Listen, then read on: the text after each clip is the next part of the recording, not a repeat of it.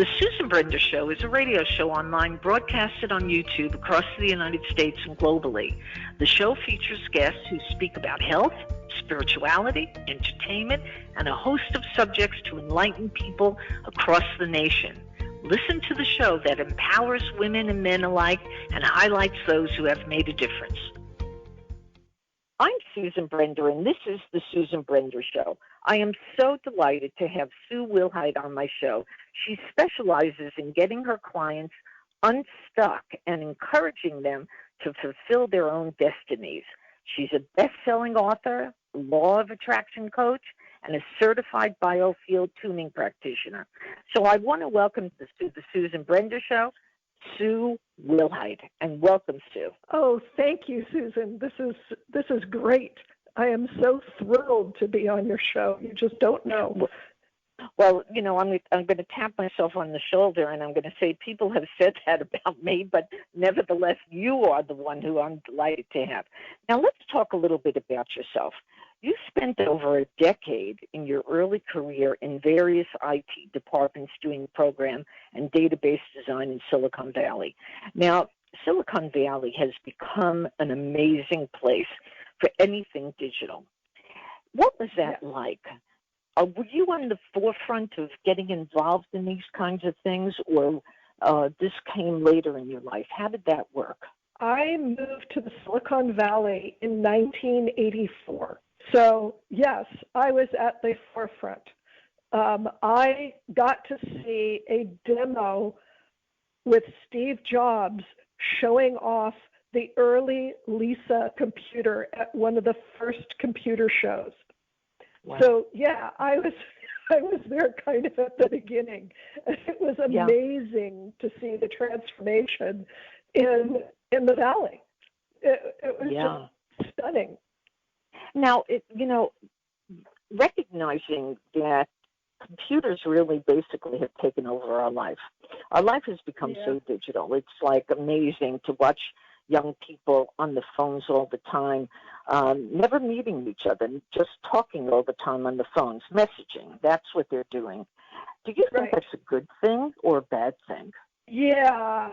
In some ways, I think it's a really good thing because people can access other people all over the world. I know people in South Africa and Yugoslavia and Germany and Savannah, Georgia, and, so our pond has gotten way bigger. On the other hand, there is a focus on the digital, and, we now have all of these acronyms in IRL, in real life, sort of drops by the wayside, but we're discovering now that real life actually has benefits. I mean, this whole situation worldwide with the pandemic has people focused in a different way between digital and real life. And I think real life has become way more important to people. Yeah. So from the standpoint of what's going on with this pandemic, do you feel that it is a way to really communicate? Because look at Zoom. Zoom started, I'm going to talk about it from the standpoint of the economical situation. The stocks on Zoom have scored, and people at least have some opportunity to be part of their community. So this is a question about community.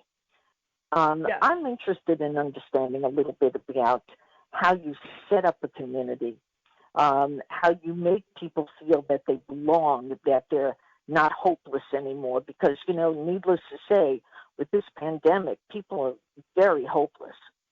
Any thoughts about that at all? Yes, and it has to do partly with the way that we're physically wired. It's really important for people to be in touch with people. So yes, it's like Zoom, even the phone, there's FaceTime and there's Hangout on the phones, depending on what system you've got. It's so important to be able to see other people's faces. We're wired to be very visually cued by faces. Now, we're also wired for touch, and we're not getting that. There are probably millions of people who are not getting enough touch. And and I live with my spouse, and I can get some touch here, but I'm used to getting lots of hugs per week going out into my community and meeting with people. So it's really been difficult for me, but being able to be on Zoom, I do a lot of Zoom networking. And so I'm on Zoom calls almost daily to be able to get the visual cues of people's faces, to interact with people, to have conversations with people. So I think that Zoom and FaceTime and Hangout are vitally important, and people need to create those communities if they don't have them. Nextdoor is a great app for neighborhoods. I know that there are some dysfunctional Nextdoor communities, and people have given me flashbacks for that when I said, "Oh, try Nextdoor," and they're like, "Oh my God, it's so dysfunctional." Well, create a different one. Find something that's within your block. Go meet the people on your block. We now exchange phone calls with phone numbers with everybody on our block. It made sure that we know who everybody is and everybody's in touch. And it's like, okay, if you need something, us and our next door neighbors, we've been trading vegetables and eggs back and forth because we live in Sonoma County and we can. But, it's that sort of thing. You want to create connection. Right. That's absolutely right. Now let's get into the real, I'm going to call it stuff of Sue. So, Sue, you're involved in something called the Profit Attraction Formula, permission to profit. And I'll tell you something, a lot of people don't think they deserve it. People just, they say, well, life is a certain way that, we want to live, and we feel that profiting is not a good thing, okay? We should be volunteering. Right. We should be helping people out. But that's kind of a weird way of looking at things, I think, Sue. And I'm interested in understanding. Yes. And how did you come up with the Profit Attraction Formula? Well, it came out of my involvement of what some people call the woo-woo community or metaphysical community, because I got my introduction to that because when I was in the IT world, I moved my way up and I became a manager of an IT department, and I promptly got an ulcer. And the ulcer really changed my life. And a friend of mine persuaded me to go to a hypnotherapy demo, and although I hesitate to use the word cure, when I walked into the demo, I had an ulcer. I was on medication. It was very painful. Walked out of the demo several hours later. It was a long experience, but I was only part of it. I didn't have an ulcer. To this day, I don't have an ulcer. And that was in 1995. Right. So as far as I was concerned, that was a convincer. I needed to look this up. What was this about? And I started my whole career in exploring alternative health and alternative ways of being. And one of the things that I found out is that most people in that community feel like it's not okay to make a profit. I'm curious why that's the case. Is it specific to that particular community? I mean, because they're sort of, as you said, in a woo-woo world, and those people believe, as far as I know, they believe that you should be a giver, not a taker, right? Right. And the problem is that there is so much energy that you can give, and money is a form of energy. And if you are giving and giving and giving and giving, and you don't get anything back, if you don't do the energy exchange, then you fail. And you fail in your health, you fail in your life, you fail for your clients, and that's just not okay. Now, I'm not saying don't give away sessions or don't give away your healing. I'm not saying that. What I'm saying is you need to charge enough for people who can afford it and will get benefit from it so that you can do a slightly different energy exchange with people who may not have the means to pay you back immediately. So is that the metaphor for you get what you pay for? To a certain extent, yes.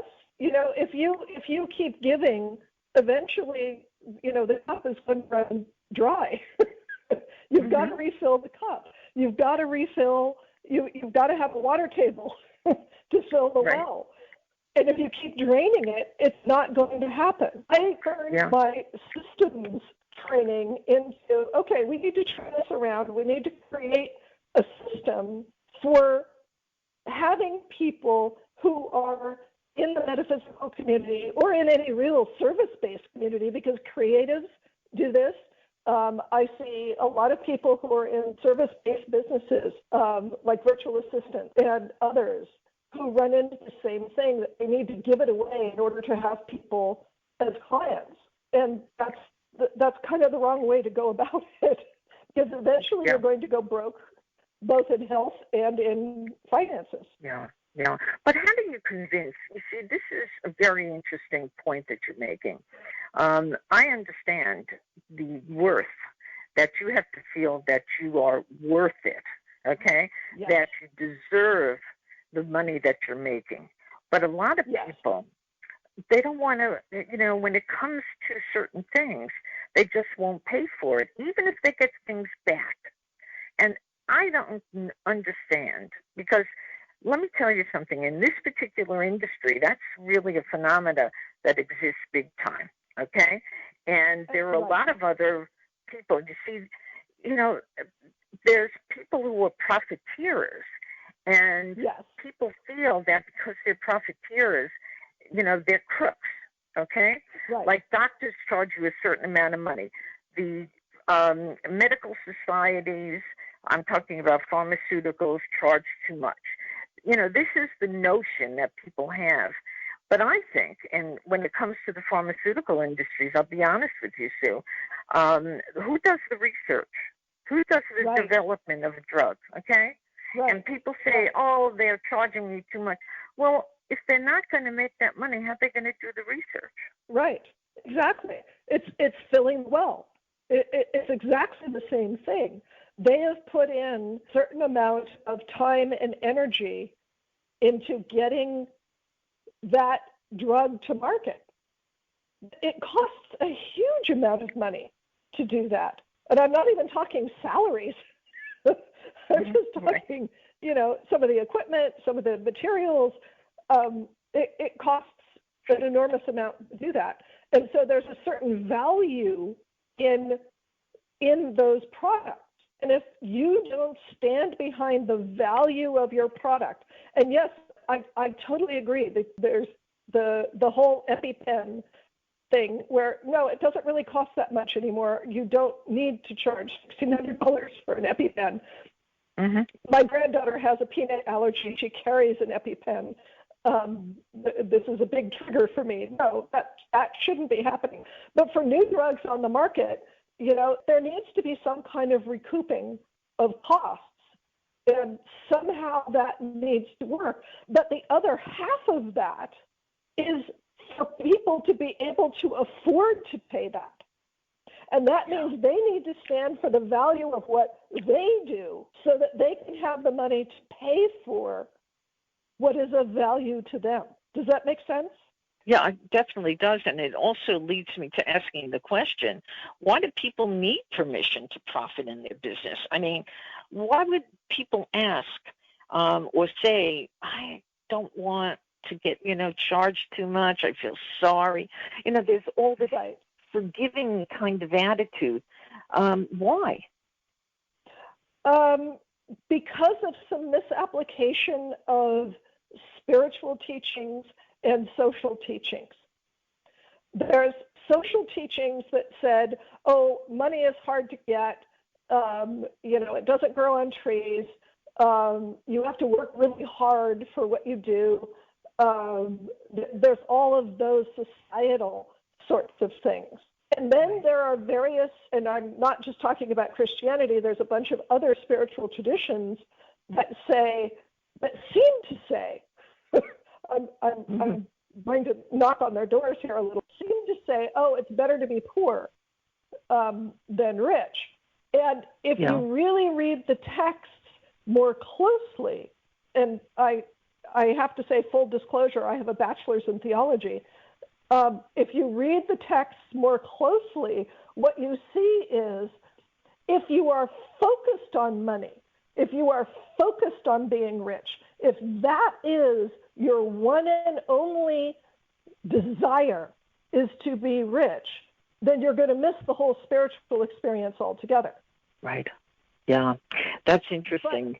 But spirit, the universe, God, Goddess, all that is, however you want to describe it, Yahweh, Allah, Nirvana, whatever, has no skin in the game with you being rich. Right. Right. And in fact, being rich in most of those texts is equated with, hey, yeah, you could be rich. You could do more spiritually if you have money flowing because you're not starving. You could actually do more. You would think that people think that.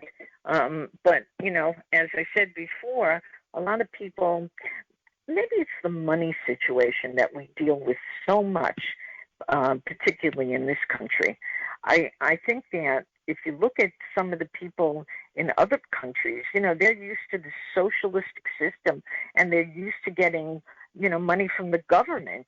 I believe in, the difference between their governments and our governments, where we have a certain freedom to make as much as we want, to spend it as much as we want, to help each other as we want. Whereas other people, as I said, in certain countries, like we'll even talk about China now, it's becoming capitalist, but it's really not. And you look at places like Russia, where, everybody gets a certain amount of money from the government. Canada, just our country, Canada, they love it. They love the fact that the government pays for their medical and all different other things. So I listen to you and I say, don't you think that we live in a country that is absolutely amazing? Absolutely amazing. It's incredible. It's the opportunities that we have here. Now, and it goes both ways. What we've got is high visibility on people who are greedy, and high visibility on people who are behaving badly. What we don't have is high visibility on people who are incredibly wealthy and doing amazing things. And I remember, and maybe you remember, Susan, in the papers, didn't there used to be a society page, right, where you would see people every single week going to fundraisers, going to, ribbon cuttings, donating money, doing things in the public good. Mm-hmm. I used to see that all the time. That's what that's sort of what I grew up with. It's like, oh yeah, if you're rich, this is what you do. You go out, you donate money, you go to fundraisers, you help starving children or animals or what have you. Mm-hmm. That's what you do if you're rich. But in this generation, what they're saying is people cheating, lying, stealing, embezzling, all of these other things. So people are really trigger shy. They're really twitchy about getting money because they feel like getting rich means that they're going to transform into some horrible, greedy, lying, cheating person. And that's not who they think of themselves. And what I do with the permission to profit is to say, no, you have permission to profit, you have permission to thrive, and you have permission to do good things with your money. I'm so happy that you said that. I'm just going to give you a little personal note. I once asked my husband, I said, if we were wealthy, if we had millions of dollars, what would you do with it? And the first thing that he said was that he would start a foundation. I was so pleased that he said that because he wanted to give back. And he felt that if he had the money to do it, it was like endless what he could do. And I thought that was really incredibly wonderful. Now, tell us a little bit more about core transformation because, nobody that I know at least, myself included, understand it, and we want to understand it more. Well, the core transformation is the key, it is the core of my profit attraction formula. It's part of the permission to profit. And it involves learning who you really are rather than what everybody else has told you you are. You get to find out who your core personality is. And once you know that, and once you clear all of the societal and other accretions that have layered over the top, and you do what I call clearing the deck, and you get rid of the monsters that sap your strength, you give up those things that don't serve you anymore, and you accept that you are a star. You accept that you are shining for other people to see, and you get to make a profit so that you can make a difference. And you find what that difference is and what that higher purpose is, and that is the transformation. Because once your people have used the word standing in your purpose, and really, to me, it's floating and dancing in your purpose. Because you're not just standing there, you're in movement. You're jazzed, you're energized by your purpose, and you want to do something. There's action to be taken rather than going, oh, I don't have any clients, I don't know what to do, oh, I don't know where to go. It's like you do it. Right. So you're talking about people who feel that they're victims, right? Yes, although they may not call it that. They may not feel that they're being a victim, but that is the way that they are acting. Right. And so what do you do differently from other coaches? Because somehow, as I listen to you, I feel that there's something different. I can't explain it, but you're the person who's doing it, so you explain it.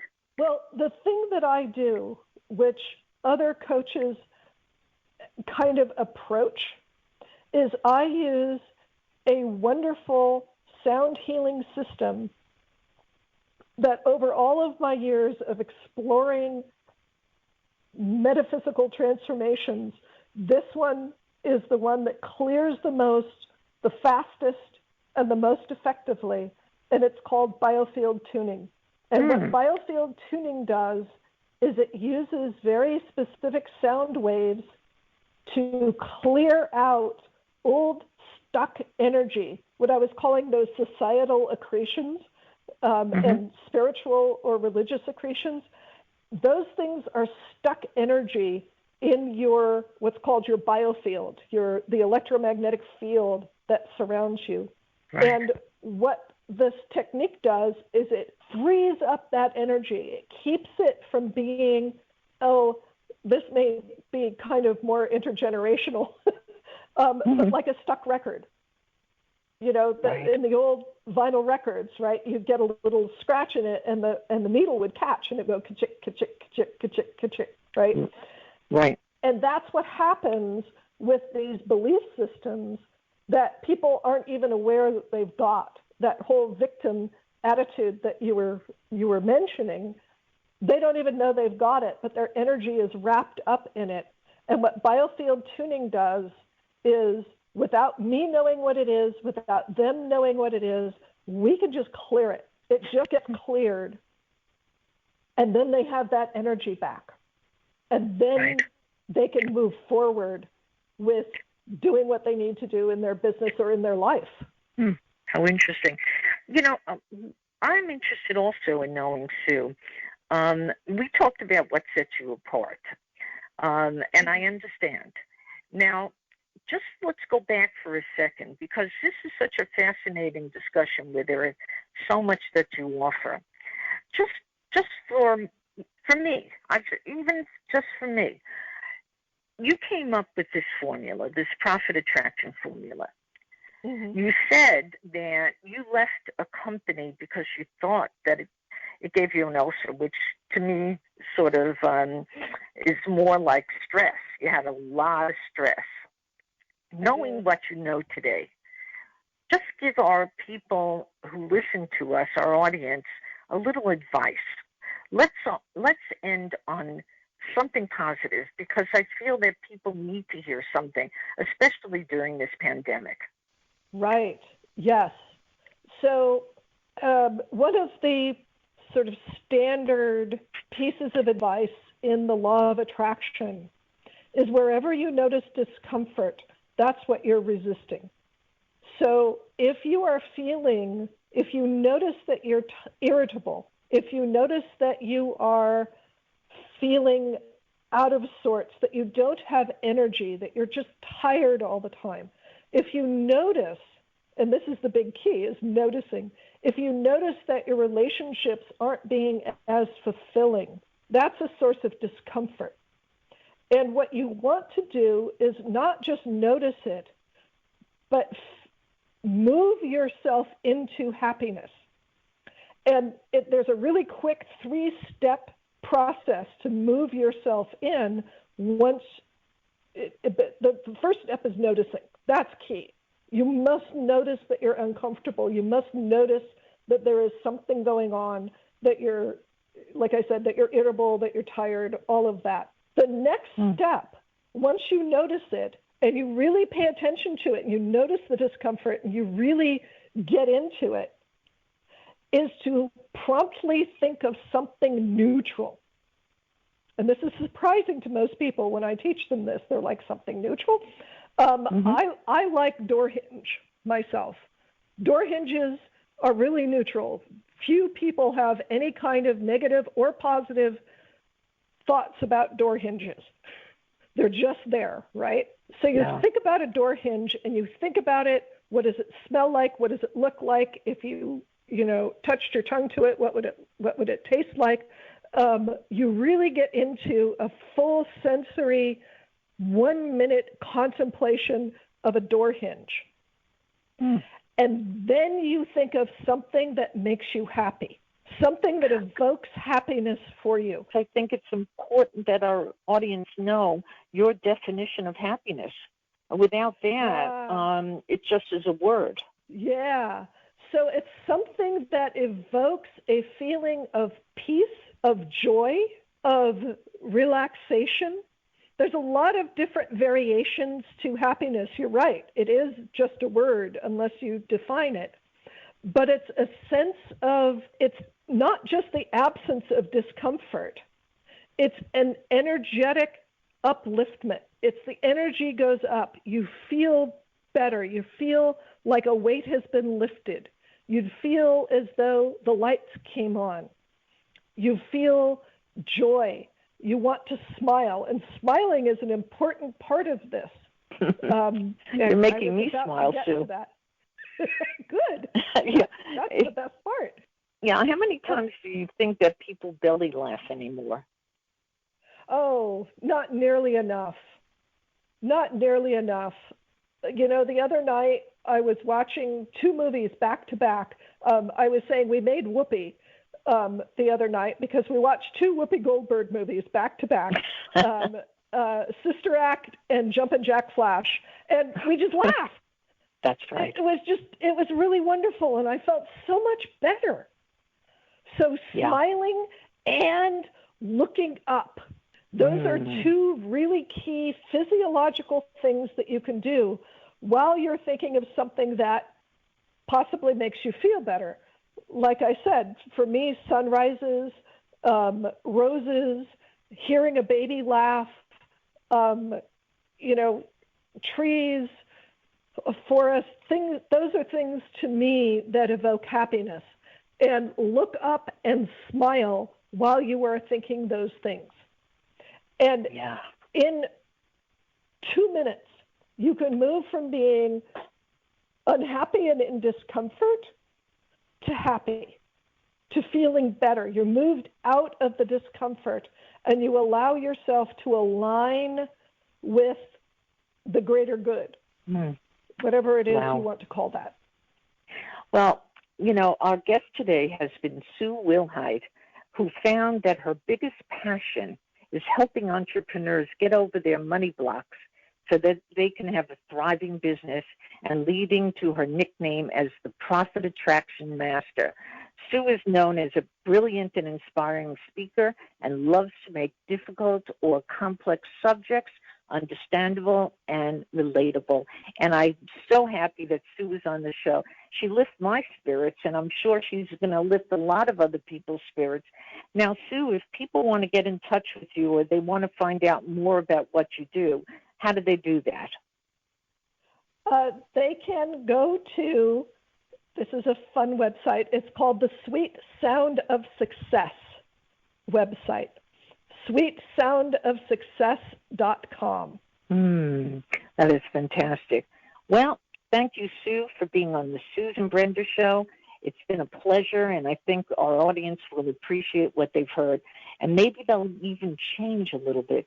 And the first step that you, I'm sure that you love, is literally taking the first step. So thank you again. Oh, thank you, Susan. It's been an absolute joy to be here.